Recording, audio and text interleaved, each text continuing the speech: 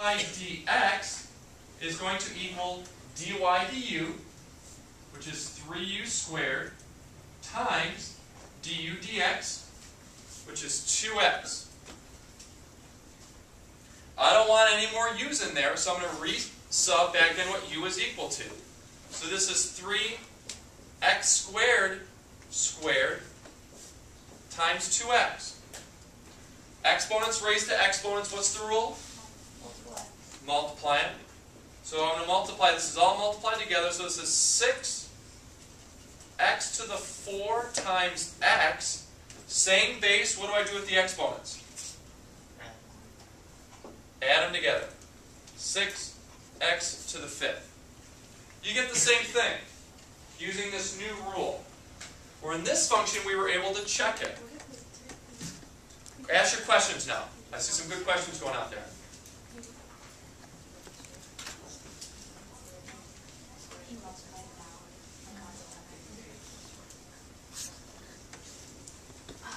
Any other good questions? I hear a couple going on. No? How are we feeling with this?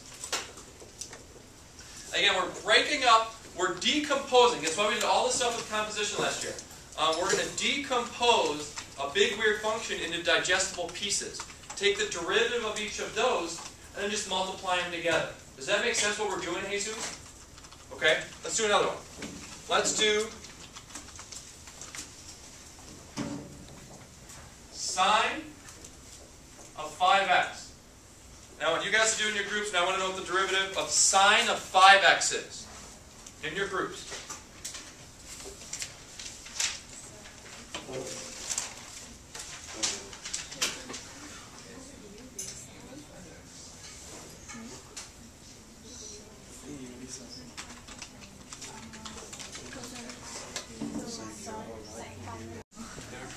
Okay, check with your group, make sure you're all good, and then try this one.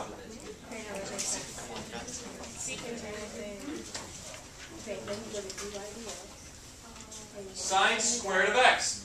What's another way to write that to make sense of it? Sine x squared. Yeah, sine of x, this whole thing.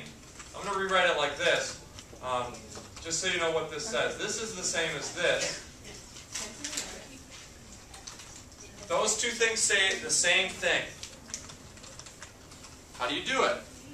Give it a shot. Try it in your group.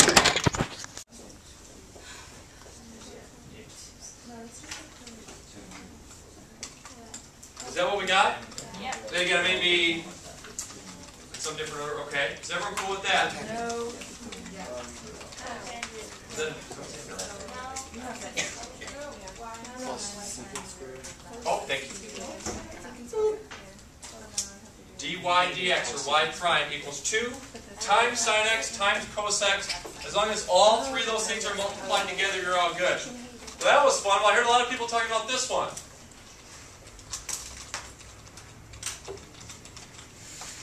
What's the difference?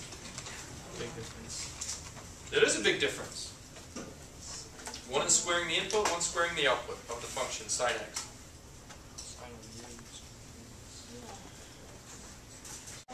2x cos of x squared. Excellent. So let's do this one.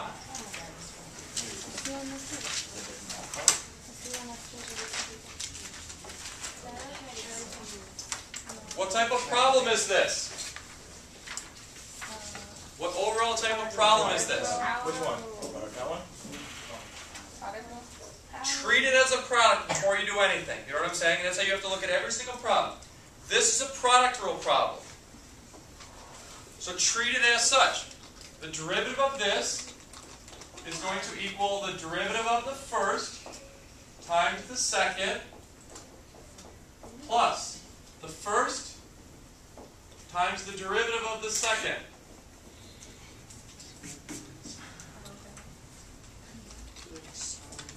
Okay. Now, you evaluate. My derivative equals, oh, I can do this.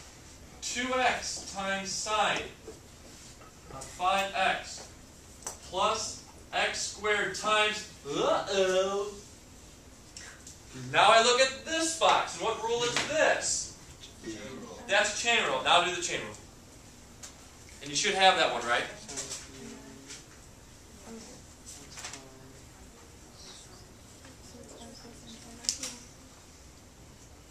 is that derivative of sine of 5x? Do you see the difference though? Overall, you have to look at every problem. What type of problem is this? This is a product rule problem. 5 cos 5x, yes? No more x. The derivative of 5x is 5. Yeah. No x's are coming out. We have to switch to cosine. Does that make sense, you guys? Yes.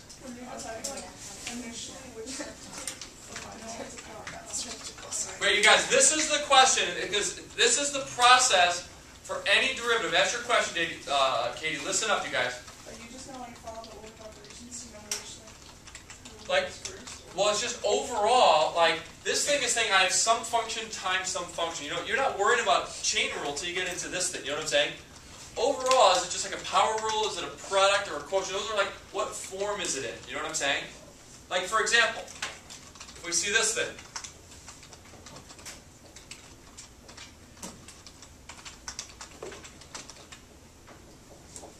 What overall type of problem is it? We're treated as a quotient rule. Well, why not like the other one is considered like a piece of the This one is considered a product rule. product? Oh, but overall, you don't see how you don't do power rule until you get to the third step. You know what I'm saying? Overall, this is a product rule. You set up your product rule, and after you do that, when you need to take some of your derivatives, okay, this is power rule, this is chain rule. You know what I'm saying? But overall, before I could do anything, I had to do the product rule first. Does that make sense? Overall, this is a what type of problem? So treat it as such. Quotient rule, the derivative of the first times the second minus the first times the derivative of the second. All over bottom square.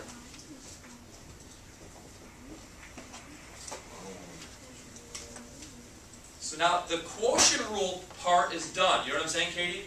This is no longer a quotient rule problem. This is a power chain rule problem. And you should be able to just fill in those buckets from the last problem.